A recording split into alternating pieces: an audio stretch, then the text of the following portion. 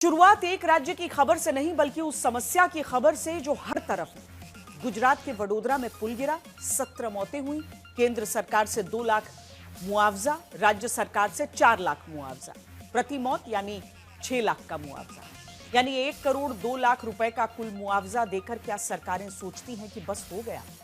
अगर नहीं तो फिर वडोदरा के पुल की मजबूती जांचने के नाम पर जो पहले सोते रहे, क्या अब वो सूरत के जर्जर पुल की हालत देखकर जागेंगे?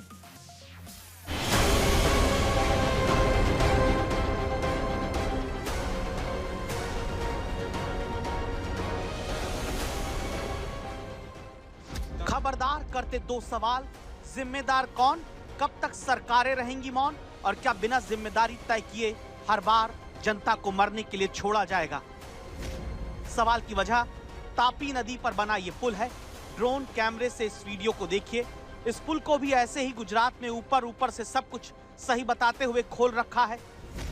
यूं ही सरकार और सिस्टम के जवाबदेह चेहरे फाइलों में ऑल इज वेल हवाई तरीके से लिख देते हैं, क्योंकि जमीन पर वो कभी उतरते ही नहीं। उतरते तो उस लोहे की प्लेट पर नजर जिम्मेदारों की पड़ती, जिससे गुजरते बड़े बड़े ट्रक, कार। डर है कि ना जाने कब वडोदरा के पुल की तरह टूटकर नीचे गिर जाए। इसीलिए आज तक संवाददाता खबरदार करती रिपोर्ट दिखाने नेशनल हाईवे नंबर 48 पर सूरत के पास तापी नदी पर बने पुल तक पहुंचते हैं, जहां पानी से लबालब भरी तापी नदी पर बने पुल पर एक लोहे की प्लेट से गुजरती गाड़ियों को आप देखिए और सोचिए ये क्या है।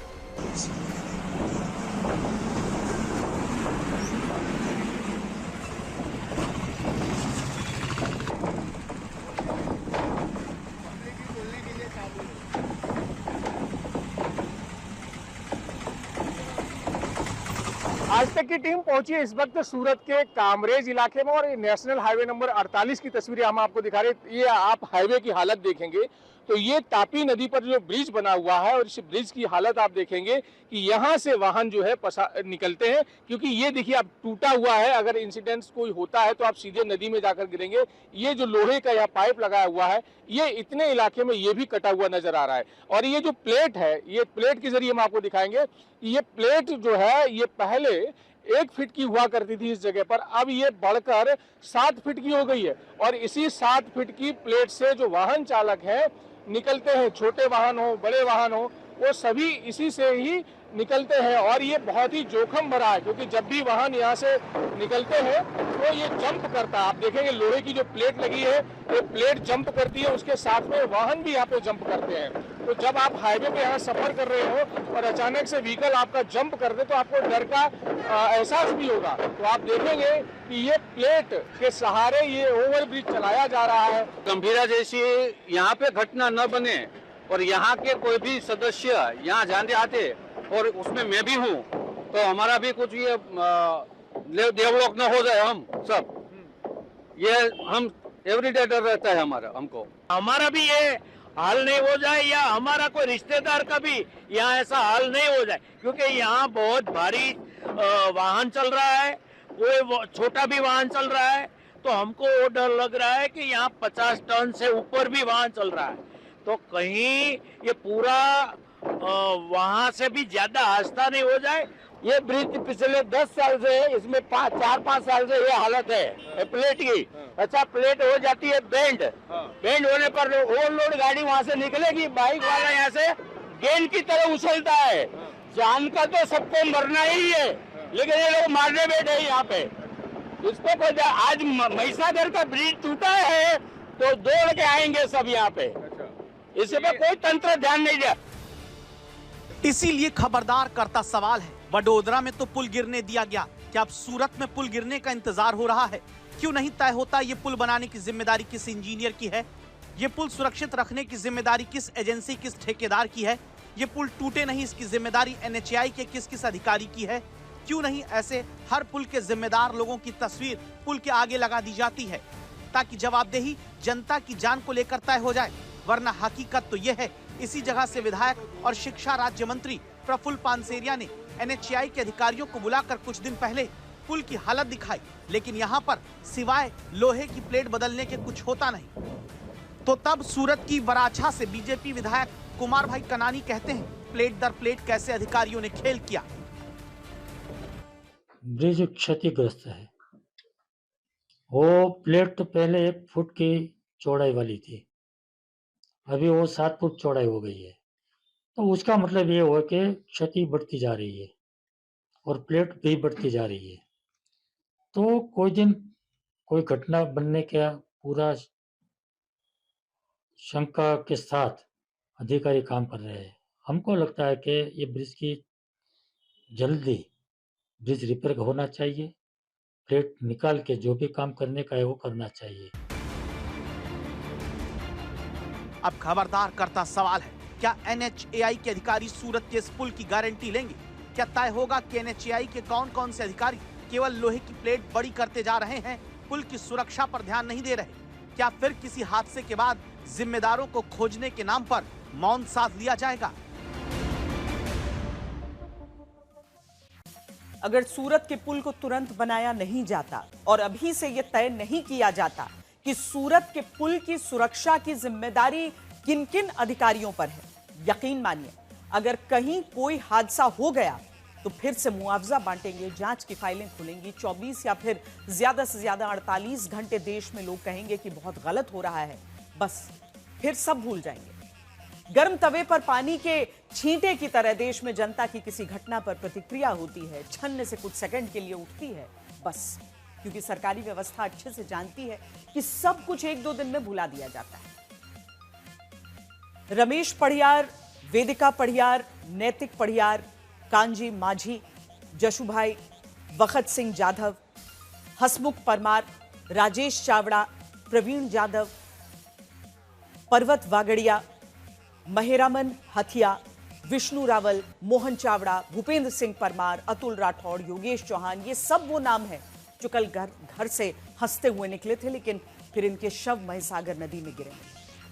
आपको हर बार ऐसे हादसों के बाद मृतकों के नाम तो पता चल जाते हैं, लेकिन कभी आपने ये नहीं सुना होगा कि उस हादसे में इस नाम के इस अधिकारी को सजा दी गई, क्योंकि जवाबदेहों का नाम ही पता नहीं चलता। लेकिन इस बार हम ऐसा नहीं होने देंगे।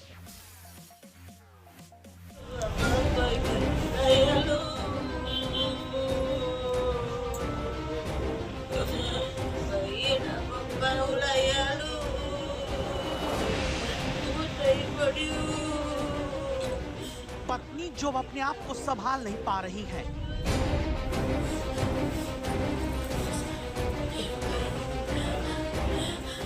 मां जो पूरी तरह टूट चुकी है, बेटियां जिन्हें अंदाजा नहीं कि इनके साथ क्या बीता है। वडोदरा का दरियापुर गांव, ये वो घर है जिनके परिवार के 6 लोगों की जान बुधवार को वडोदरा में पुल गिरने की वजह से गई। परिजन पूछते हैं 4 या 6 लाख के मुआवजे से क्या होगा? सरकार ने क्या किया, 2 लाख राज्य सरकार की सहाय देगी, 2 लाख केंद्र सरकार की सहाय देगी। तो उसमें क्या हम ऐसा मानते हैं कि वो 2-2 लाख में जो सहाय दे, इसमें वो परिवार हो जो भी हो उसका जीवन निकल सकता है? उसका कोई जीवन नहीं निकल सकता। हमने देखा कि थोड़े दिनों पहले जो अहमदाबाद में प्लेन क्रैश हुआ, इसमें सब लोग अमीर थे, फिर भी उसको सरकार ने और किसी भी संस्था ने 1 करोड़ से ज्यादा पैसा दिया। तो आज वो गरीब लोग, किसी का कोई है नहीं। मुआवजा भी जहां हादसा और अमीरी गरीबी देखकर बढ़ता है, वहां सवाल आज तक ये पूछता है 17 मौत के बाद भी अब तक साफ क्यों नहीं कि पुल गिरने का जिम्मेदार कौन कौन है? क्या गुजरात में 17 मौत के बाद भी जिम्मेदार अधिकारियों को संरक्षण दिया जा रहा है? खबरदार करते इन सवालों की वजह उन दस्तावेज में है जो आज तक के पास है। आज तक के पास R&B यानी कि रोड एंड बिल्डिंग विभाग का 2023 का वो दस्तावेज है जिसमें गुजरात सरकार की तरफ से कहा गया था कि 461 पुल जो कि राज्य में आए हुए हैं जिनका निरीक्षण बारिश के पहले और बारिश के बाद किया जाएगा। ये दस्तावेज राज्य सरकार की तरफ से हाईकोर्ट में मोरबी पुल हादसे के बाद पेश किया गया था। आज तक ने ये जानकारी हासिल की है कि 2023 में खुद गुजरात सरकार ने तय किया कि हर पुल का पहले निरीक्षण डिप्टी इंजीनियर करेगा। डिप्टी इंजीनियर को यह आइडेंटिफाई करना था कि क्या पुल भूकंप सहने, भारी वाहनों की आवाजाही के लायक है या फिर नहीं है। डिप्टी इंजीनियर के निरीक्षण के बाद ये रिपोर्ट सीनियर अधिकारी को पेश करने की बात खुद गुजरात सरकार ने कही थी और इसके बाद फिर सीनियर एग्जीक्यूटिव इंजीनियर इस रिपोर्ट की जांच करते कि पुल में क्या कमियां हैं और क्या सुधार की जरूरत है।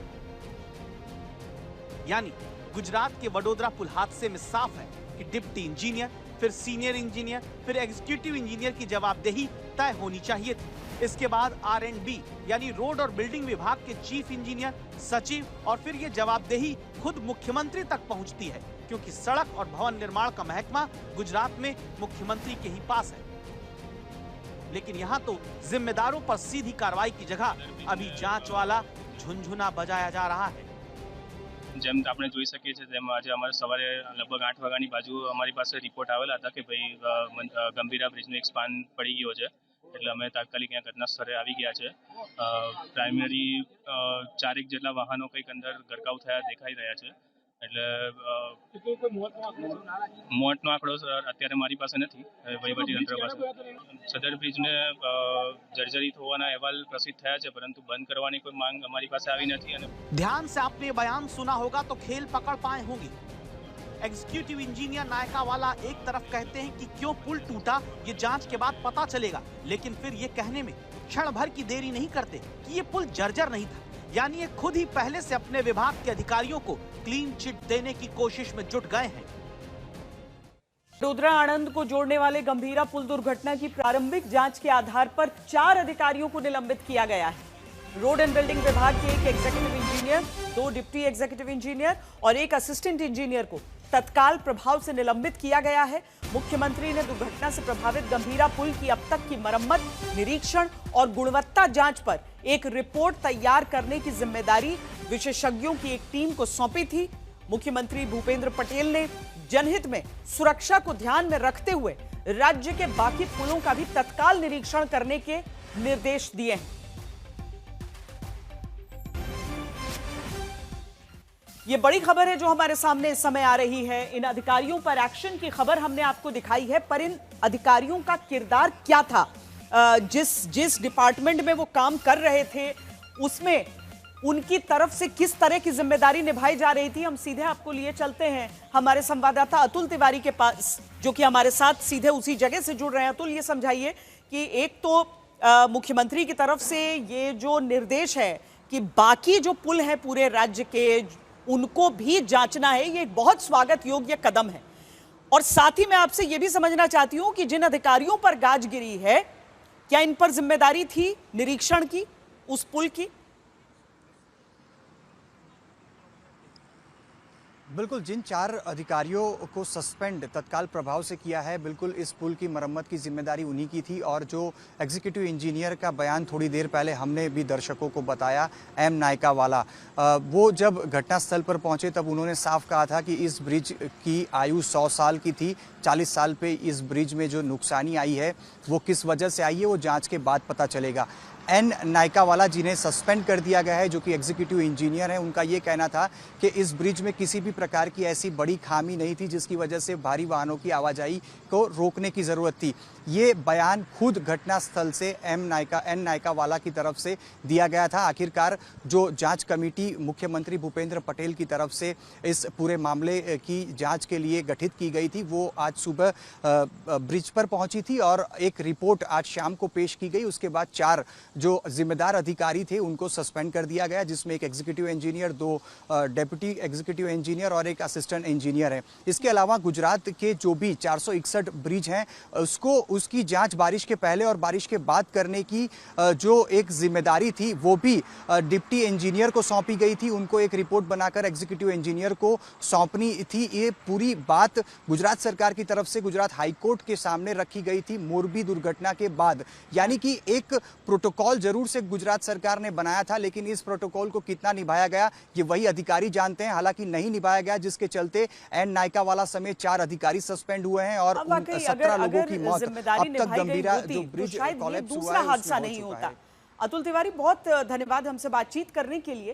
तो एक होता है, एक प्रक्रिया तय कर दी जाती है कि आप ब्रिजों का निरीक्षण करें, पुलों का निरीक्षण करें जो बाकी जगहों पर हैं, लेकिन अगर उसे केवल खाना पूर्ति के लिए किया जाएगा तो फिर इन हादसों को आखिर कौन रोक सकता है?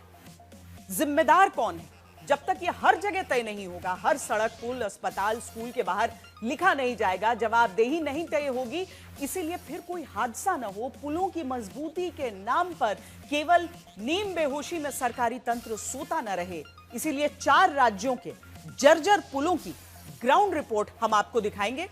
सबसे पहले गुजरात के ही अमरेली का पुल है जो 1955 में बना, 70 साल पुराना है। 70 साल पहले यह गांव की बैलगाड़ियों, छोटे वाहनों के लिए बना, लेकिन अब यहां राज्य हाईवे माना जाता है।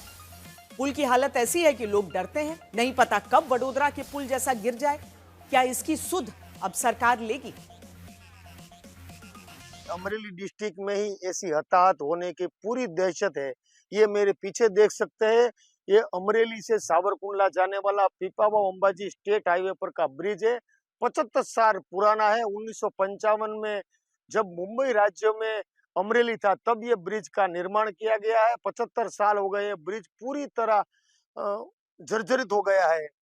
50 साल के बाद ये 2 फुट गहरा हो गया है और जर्जरित हो गया है। ये रोड है, ये Pipavav to Ambaji highway road है, लेकिन कंटेनर बहुत बड़ा निकलता है, तो निकलते हैं ब्रिज के पसार होते हैं तो ऐसा लगता है कि ये ब्रिज गिर जाएगा। मेरे जन्म से पहले का ब्रिज है और हालात भी बहुत खराब है, अभी चलने में भी दिक्कत आ रही है। सावरकुंडला और अमरेली के जोड़ता ब्रिज है और वहाँ पर अभी इस तरीके की परिस्थिति है कि कभी भी जान हानि हो सकती है। जो रोड रास्ता भी जिस तरीके से चौड़ा हो रहा है, तभी ये ब्रिज का नया बनना चाहिए, जिसके हिसाब से अगर कोई भी प्रकार की जान हानि ना हो, अकस्मात ना हो।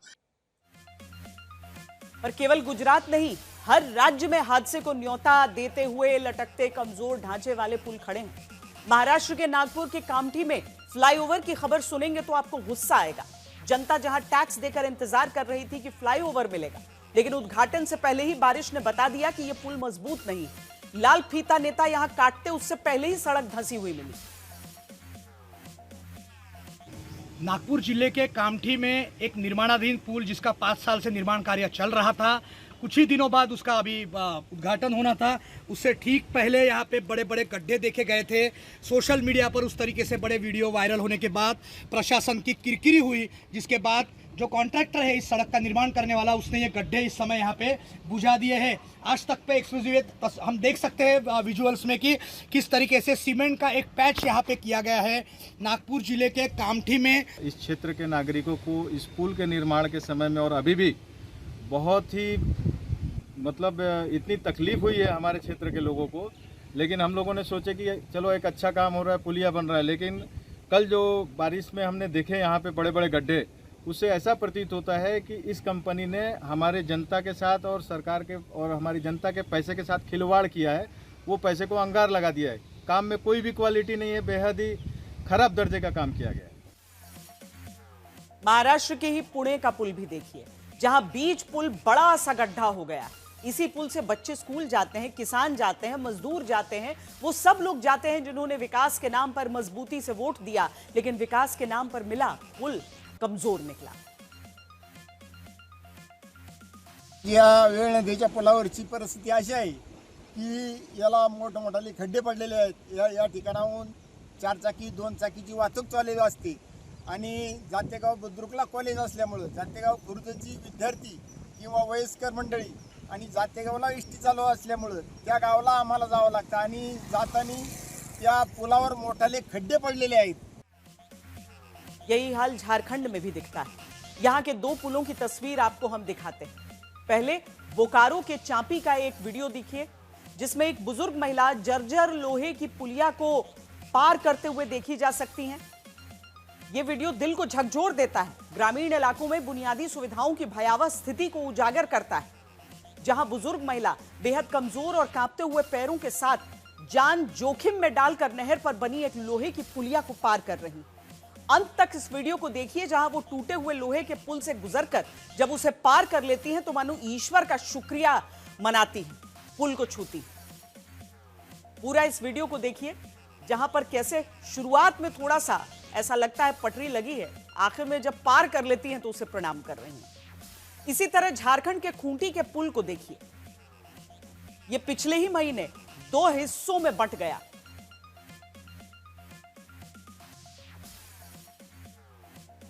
झारखंड में खूंटी को सिमडेगा से जोड़ने वाला बनई नदी के ऊपर बना ये ब्रिज है जो महज 10 साल टिक पाया और कैसी गुणवत्ता थी कि ये भरभरा के 19 जून को जब भारी बारिश होती है ढह गया था।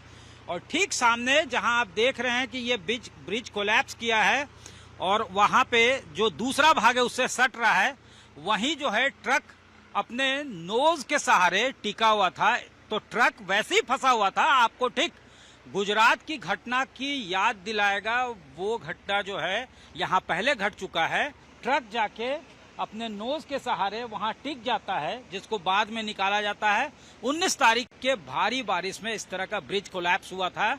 ब्रिज ठीक से मैंने बना था बढ़िया से? नहीं, बढ़िया नहीं बना था। बढ़िया नहीं बना था। 10-15 साल के अंदर टूट गया। करोड़ों रुपए की लागत से बना था। ये तो न्यूज में देखे थे पेपर में कि 6 करोड़ का लागत से बना था। हाँ, 6 करोड़ की लागत से बना, लेकिन टिका नहीं, जिसमें पानी पूरा साल भर बहता भी नहीं है। हम लोग को अभी कुंजला तरफ से घूम के जाना पड़ रहा है, नहीं तो ये नदी का नीचे पार होना पड़ रहा है। नदी को पानी नहीं है क्या? कम है पानी। पानी में ही पार होते हैं। पहले तो आसान था कि आप पे ऑटो बैठो या कुछ गाड़ी उड़ी आए तो जल्दी से जा सकते थे। फिर अभी तो घूम के जाना पड़ता है। अच्छा। हिमाचल प्रदेश का पुल अब आपको दिखाते हैं। सिराज मंडी के बाखली गांव में यह पुल है, जहां अब 17 पंचायतों के 18,000 लोग खतरे में। 1977 में बना पुल हाल ही में आई बाढ़ में क्षतिग्रस्त हो गया। हमारा जो घर के लिए एक ही पुल था जो 30 तारीख रात को ढह गया है, तो हम प्रशासन से विनती करते हैं कि ये जल्द से जल्द बनाया जाए। पीछे यहाँ बाढ़ आई थी, इससे हमारा पुल सारा नष्ट हो गया है और इस पुल को बनाया जाए। लेकिन जो आज से ये पुल ज़्यादा खराब हो चुका है और इसको ठीक बढ़ाया जाए। देश के केंद्रीय सड़क परिवहन मंत्री नितिन गडकरी के सामने हमने पुलों का मुद्दा रखा। हमारी सहयोगी प्रीति चौधरी ने पूछा कि क्या जवाबदेह अफसरों की जिम्मेदारी तय की जा रही है। देखिए, जैसे आज जो ब्रिज जो गुजरात में एक्सीडेंट हुआ है, मैं जेनेरिक बात कर रही हूँ सर, क्योंकि बात जाती है कॉन्ट्रैक्टर्स पे कि उसका फिटनेस ठीक नहीं था, फिर बनना था, पर अल्टीमेटली कोलैटरल तो जनता ही होती है इसमें।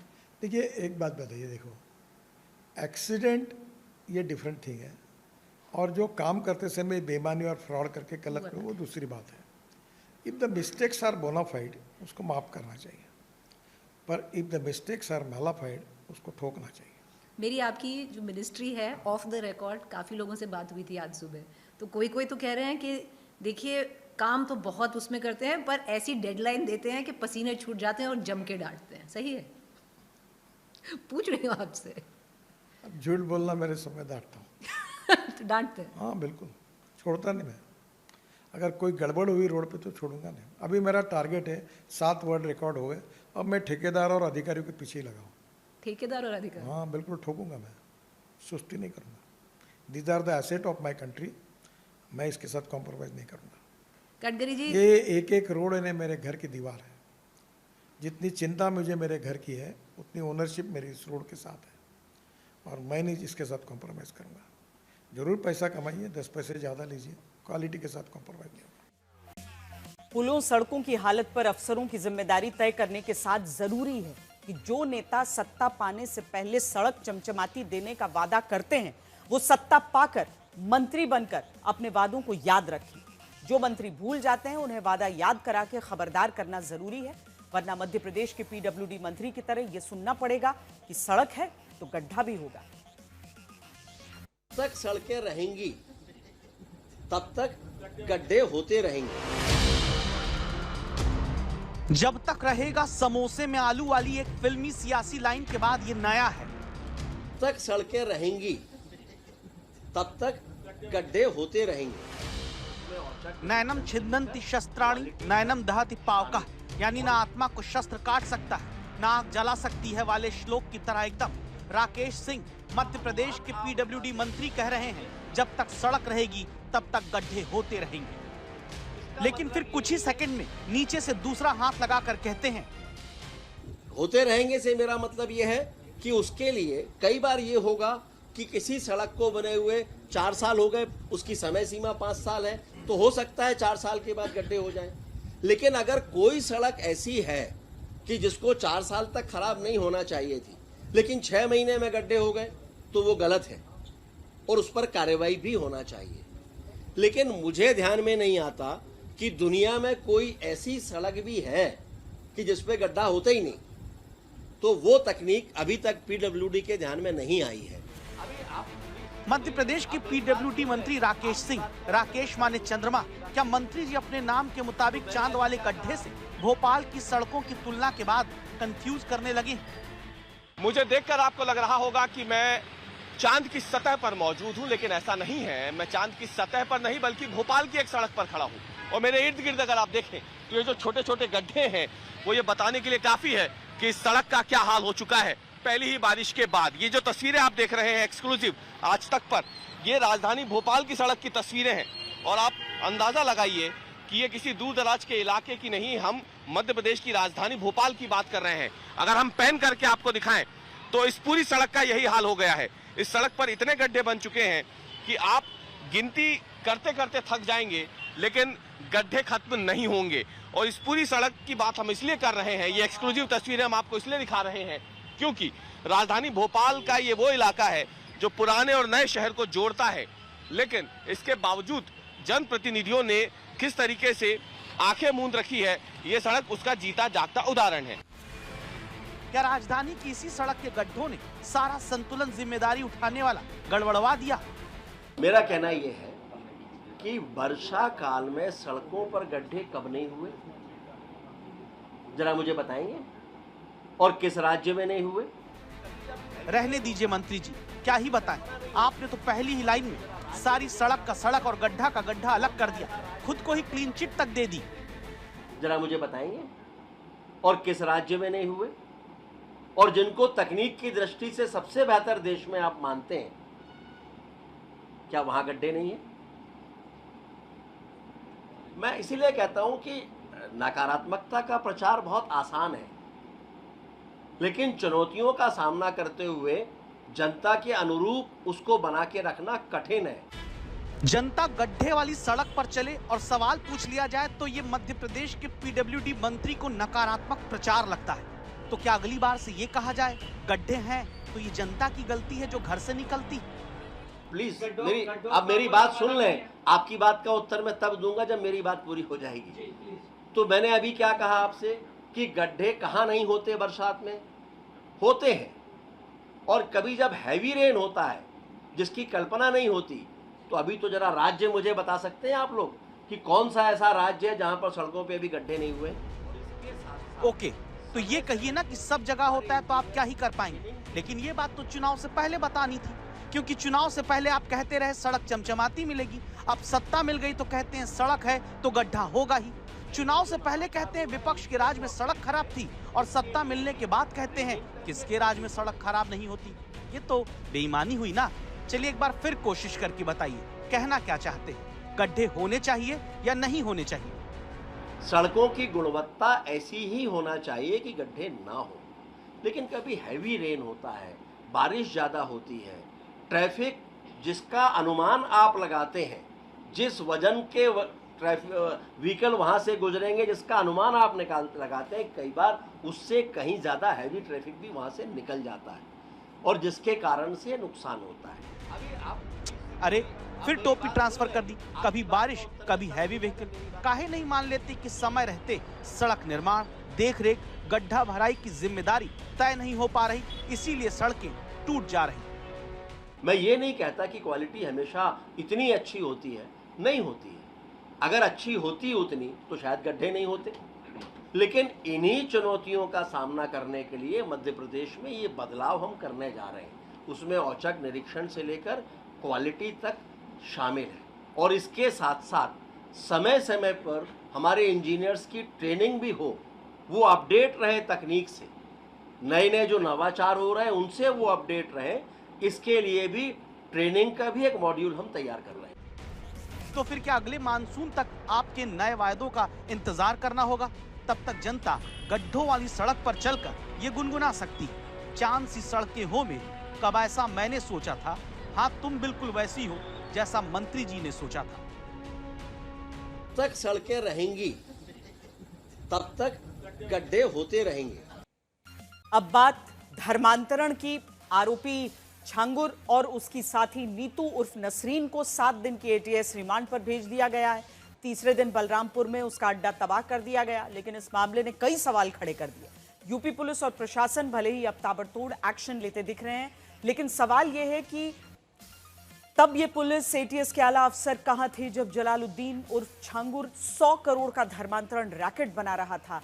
क्यों किसी अधिकारी ने छांगुर को उस वक्त नहीं रोका? उत्तर प्रदेश के ADG law and order Amitabh यश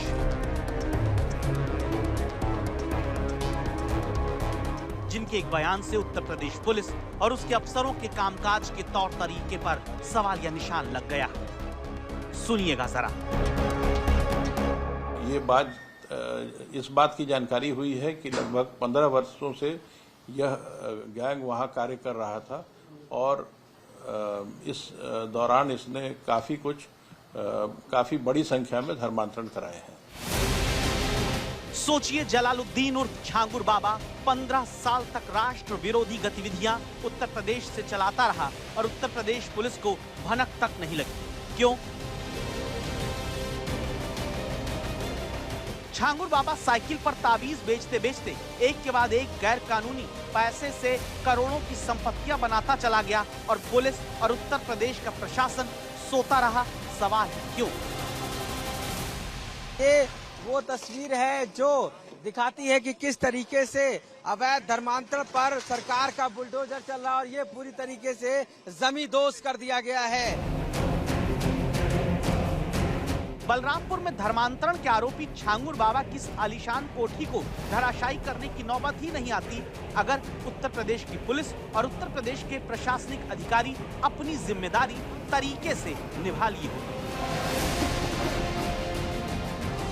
क्योंकि अगर ऐसा होता तो छांगुर बाबा और उसके साथी सालों पहले ही पुलिस के शिकंजे में होते। अगर पुलिस अपना काम करती तो बलरामपुर से देश विदेश तक छांगुर बाबा मजबूती से धर्मांतरण का पैर ही ना पसार पाता। तोड़ने में क्या ज्यादा समय लगा जो अमूमन बिल्डिंग को तोड़ने में लगता है? एक मशीन 30 घंटा चली है 3 दिन में। एक मशीन बहुत मजबूत है और बहुत ज्यादा समय लगता है। मशीन का दाता टूट जाता है, मतलब मशीन पूरी हिल जाती है, पूरी मशीन।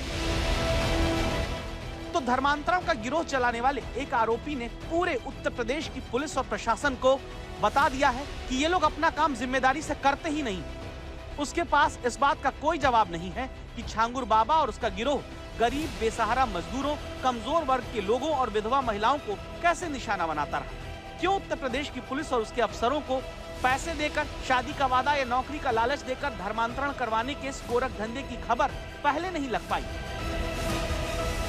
मेरे साथ धर्मांतरण, लव जिहाद, शोषण ये सब कार्य किया गया है, जो कि गैंग का सरगना छांगुर पीर बाबा गिरफ्तार हो चुका है। मुझे बेहद खुशी है कि गैंग का सरगना गिरफ्तार हो चुका है। बताया जाता है कि छांगुर बाबा के 40 बैंक खातों में 106 करोड़ रुपए से भी ज्यादा की काली कमाई जमा है। सवाल है कितना सारा पैसा उसके पास कहां से आता रहा। इसकी भनक उत्तर प्रदेश पुलिस, इंटेलिजेंस विभाग वालों को क्यों नहीं लगी? क्यों छांगुर बाबा की बेशुमार दौलत और करोड़ों रुपए की प्रॉपर्टी किसी को पहले नहीं दिखी?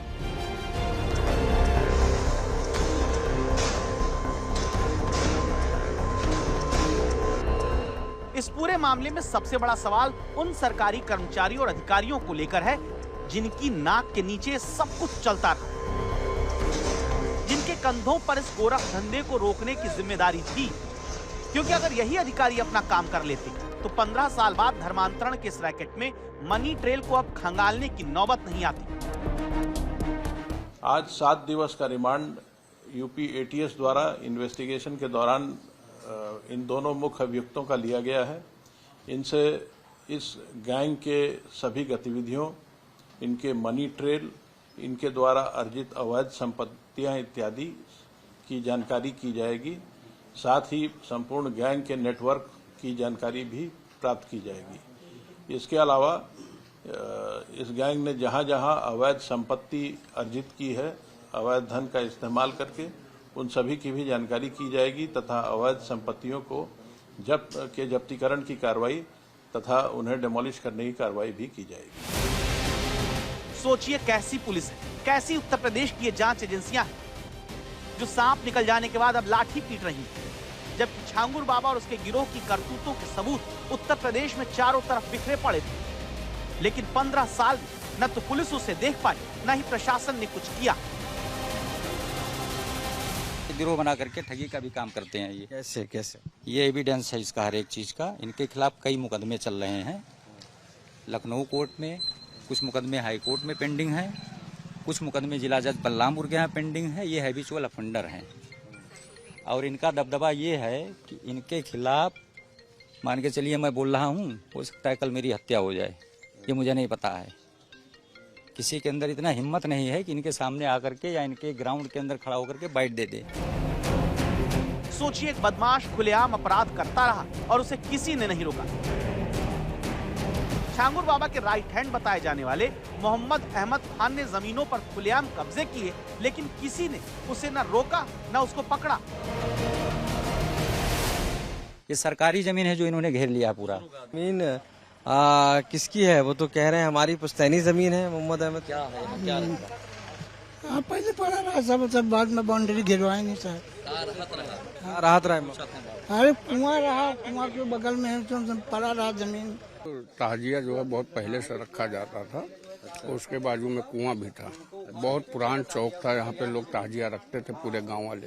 अच्छा, यहाँ पर उनकी जमीन नहीं है ये बाद में बाउंड्री कर दिए हैं। तो ये तो कहते हैं पुश्तैनी हमारी है, इसमें कोई नहीं। वहाँ पे जो है बहुत पुराना ताजिया लोग रखते थे। पहले ताजिया जो रखते थे यहाँ पहले ताजिया रखते थे, गांव वाले शादी विवाह करते थे। तो ये साफ तौर से जो ये जमीन है जहाँ पर बताया गया था कि ये मोहम्मद अहमद खान की है, वो यहाँ के कई पीड़ित सामने आ गए हैं और उन्होंने कहा है कि ये जमीन मोहम्मद अहमद खान की नहीं है। सवाल है कि वो कौन से अफसर थे जिन्होंने सरकारी जमीन पर कब्जा होने दिया? क्या छांगुर बाबा से रिश्वत लेकर वो अफसर और कर्मचारी चुप बैठे रहे? क्या उत्तर प्रदेश की जनता उन अफसर और कर्मचारियों के बारे में जान पाएगी? क्या उत्तर प्रदेश की पुलिस कभी ये बताएगी कि उससे इतनी बड़ी चूक कैसे हुई, जिसकी वजह से छांगुर बाबा 100 करोड़ का धर्मांतरण का रैकेट चलाता हुआ अब जाकर पकड़ा गया? अब एक बहुत परेशान करने वाली खबर जो गुरुग्राम से आ रही है। एक पिता ने अपनी बेटी की गोली मारकर हत्या कर दी है। मरने वाली लड़की राधिका यादव टेनिस की नेशनल और इंटरनेशनल प्लेयर थी। 2 साल पहले राधिका को चोट लगी थी, जिस वजह से वो खेल नहीं पा रही थी। राधिका सोशल मीडिया इन्फ्लुएंसर बनना चाहती थी। राधिका रील बनाकर सोशल मीडिया पर डाला करती थी। आरोपी पिता ने बताया कि वो जब गांव में निकलता था तो गांव के लोग ताना देते थे। वो 15 दिन से तनाव में था, इसीलिए बेटी की गोली मारकर हत्या कर दी। सोचिए, जिस बेटी ने अपने पिता का सर गर्व से ऊंचा किया अपने खेल से, उसे उसके ही पिता ने मार डाला। और जानकारी के साथ मेरे सहयोगी अरविंद ओझा इस समय मेरे साथ जुड़ रहे हैं। अरविंद, न जाने कितनी सफलता की कहानियां हमने सुनी हैं जहां पर बेटियों के खेल से जुड़े हुए ताने पिता को दिए गए, पिता खड़ा रहा उन बेटियों के साथ और फिर न केवल अपने पिता की बल्कि देश का नाम रोशन किया उन बच्चियों ने। लेकिन आज ये बेहद दुर्भाग्यपूर्ण खबर हमारे सामने आ रही है।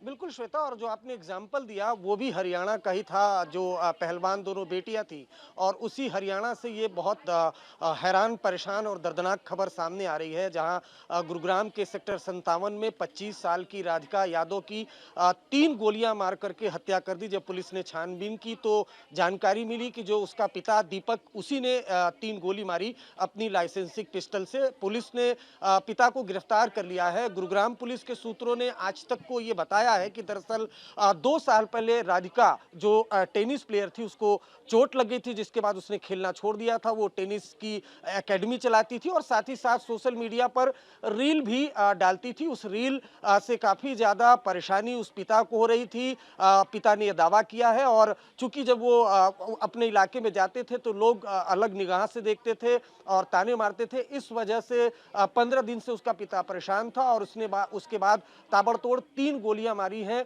और राधिका की मौत हो गई। बेहद होनहार ये खिलाड़ी थी, लेकिन चूंकि इंजरी हो गई थी उसके बाद इसने खेलना छोड़ दिया था। और दूसरी इंपॉर्टेंट बात श्वेता ये भी है कि जो ये इलाका है जहां इस हत्याकांड को अंजाम दिया गया, एल्विश यादव भी उसी गांव का रहने वाला है। तो जाहिर सी बात है युवाओं में उसका क्रेज भी है और सोशल मीडिया इन्फ्लुएंसर होना कोई बुरी बात भी नहीं है, लेकिन ये बात पिता को नागवार गुजरी। शुक्रिया अरविंद ओझा हमारे संवाददाता ये जानकारी दे रहे थे। खबर के लिए हम महाराष्ट्र का रुख करते हैं। महाराष्ट्र में एक विधायक की गुंडागर्दी के आगे सरकार भी बेबस दिखी। शिवसेना के विधायक संजय गायकवाड़ पर कोई कार्रवाई नहीं हुई, लेकिन जिस कैंटीन के ठेकेदार को उन्होंने थप्पड़ और भूसे से मारा था उस पर एक्शन जरूर हो गया, वो भी खाद्य और औषधि प्रशासन की रिपोर्ट आने से पहले।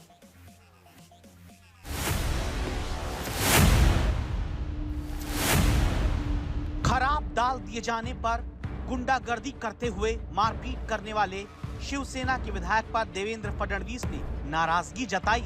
कहा कि संजय गायकवाड़ ने सभी विधायकों की गरिमा को धूमिल किया।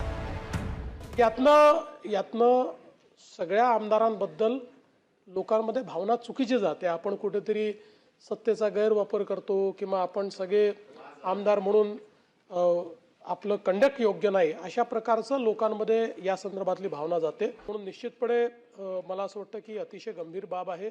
आपण आणि माननीय अध्यक्ष या दोघांनी याचा कॉग्निझन्स घ्यावा और या संदर्भात काय पुढील कारवाई करायची ते आपण करावी। महाराष्ट्र के मुख्यमंत्री ने जिस मारपीट को गलत बताया उसे पहले उन्हीं की सरकार के विधायक ने सही ठहराया, फिर मारपीट पर माफी मांगने से इनकार किया और मुख्यमंत्री के भड़कने पर संजय गायकवाड़ कहते हैं लाइसेंस भी सस्पेंड हो गया, कार्रवाई हो रही, मैनेजर भी सस्पेंड हो गया, तो सबसे पहली बात तो आपके माध्यम से जो महाराष्ट्र हो गया देश को बताया जा रहा है कि एक आमदार ने एक वेटर को मारपीट किया है, तो वेटर को मारपीट वेटर नहीं है जी, मैनेजर है।